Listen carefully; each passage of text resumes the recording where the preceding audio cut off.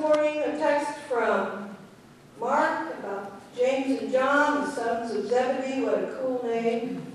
They are fishermen. I think they're good fishermen.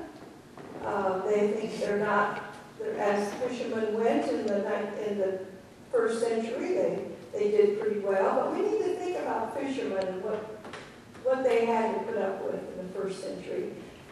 If they didn't have a catch, I don't think they had fishing insurance. So they had lives of scarcity and danger and difficulty. You didn't catch any fish, you didn't have any food for the day, you didn't have any money for your families then. Oh, it was rough. It was a hard life. It was a hard life.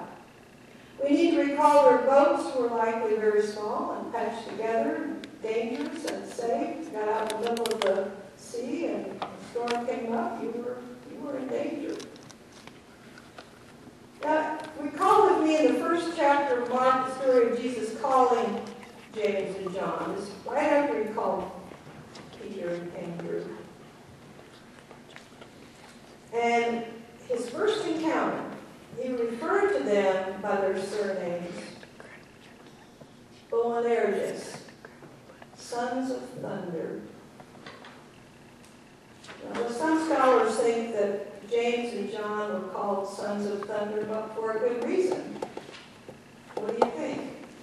If I called Cheryl the daughter of thunder, what would you think? Would you have a son of thunder?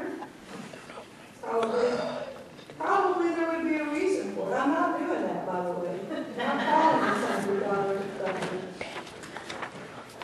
But if you're called a son of thunder, it's probably because you're impetuous, vigorous, maybe. Maybe you're loud. Think about thunder. Get the picture. But here again, Jesus sees with what we call the double eye. He sees two crude fishermen, known as the sons of thunder, and he calls for them. He says, hey, come follow me. And they do. They follow. These impulsive, reckless, vigorous brothers, good fishermen. He gives them a place in the kingdom, in the church. You know, if we think that Jesus calls really, I don't know, stick figures, people that have made no trouble, do nothing wrong, think again. This isn't the way it happens. He calls real people, people with flaws, sons of thunder, sinners, even people like us. He calls us. He calls regular people. And there's a place for them. There's a place for us. He sees them with what we call a double eye. He doesn't just see them. He sees who they are, who they will be. He loves them with a creative love. And you know what? There's always work in the church for sons of thunder. And it's our loss if we can't see this. But Jesus could see this. Because he looked at people with a double eye. The church needs thunder. Many of the prophets thundered God's words. Prophet Amos, for one, thundered against those who sold the poor for a pair of shoes. There were other prophets who thundered. Maybe that's all the prophets did was thunder. I don't know. And Jesus himself was known to thunder on occasion, was he not? He was known to thunder against those who devoured widows' pensions or houses. Jesus calls, still calls everyone with his double eye, and shows them the place in the kingdom. And we had a neighbor, I think he was a thunder. He died a few years ago. He lived a long life. You know, Dick and I still miss him. He was a farmer, he was a good farmer. He was maybe something like one of these sons of thunder, one of these sons of Zebedee. He was loud, he was impetuous, his jokes were a little too earthy most of the time. He made big, grand statements. When he cried hard. When he laughed boisterously. But he also knew how to love people in a big way. He loved you, you knew it. He was not happy with you, you knew that too.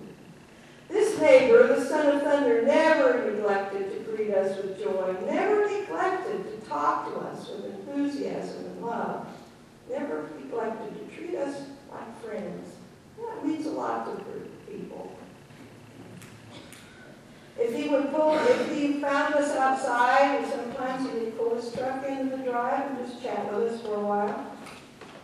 If he found he'd made a mistake or hurt someone's feelings, he would say, by God, I'm sorry. It wasn't right. We miss him. His birthday, which just happened to be on December 25th of all days, one year I took him a plate of cookies. This was a long time ago. Christmas cookies for his birthday. I just got a few cookies, maybe a dozen cookies on a paper plate.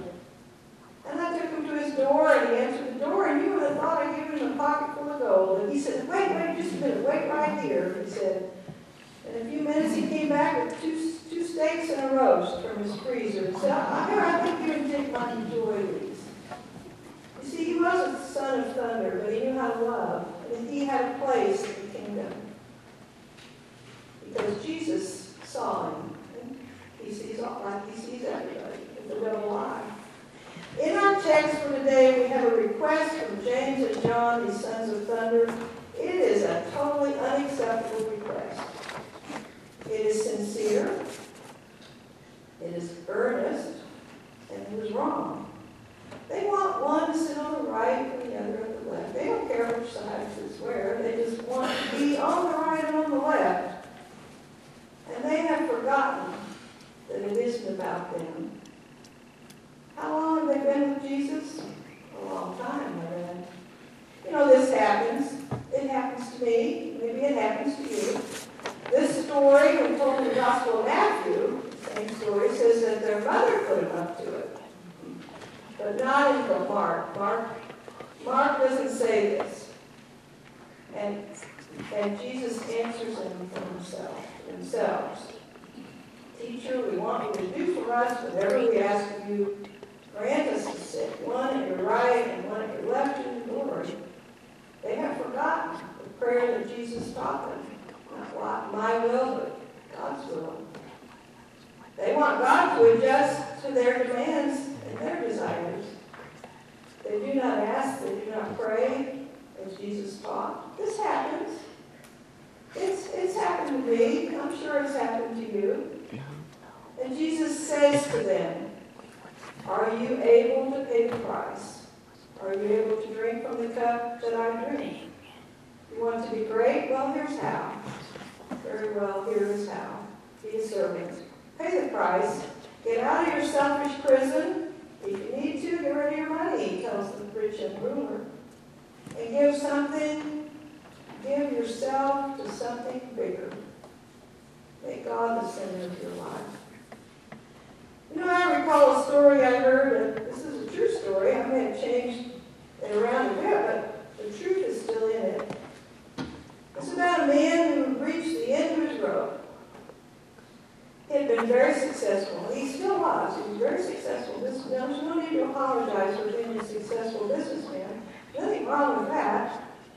That wasn't what got him in trouble. But eventually he found himself and descended into what the psalmist calls the desolate pit, the miry bog. And he was in trouble. He got off track, thinking that he didn't have to follow any rules of conduct. He started drinking, among other things, drinking too much, too often, so much that his wife finally said, well, she couldn't put up with it anymore, he didn't shape up. So this successful businessman found himself in this difficult situation, between a rock and a hard place. So he thought, well, I've got to do something. So he called the listing for Alcoholics Anonymous in the phone book. Someone answered and he said, I need help, I guess. And the businessman said, okay. Person on the phone got all the necessary information, told the businessman about an AA meeting in his own suburb, which just happened to be a real wealthy suburb of New York City. And then the man on the phone said that he would contact a member of that group and ask him to wait out front before the meeting so that he wouldn't have to go in alone. This sounded pretty good. Things were falling in place for this businessman. People are doing things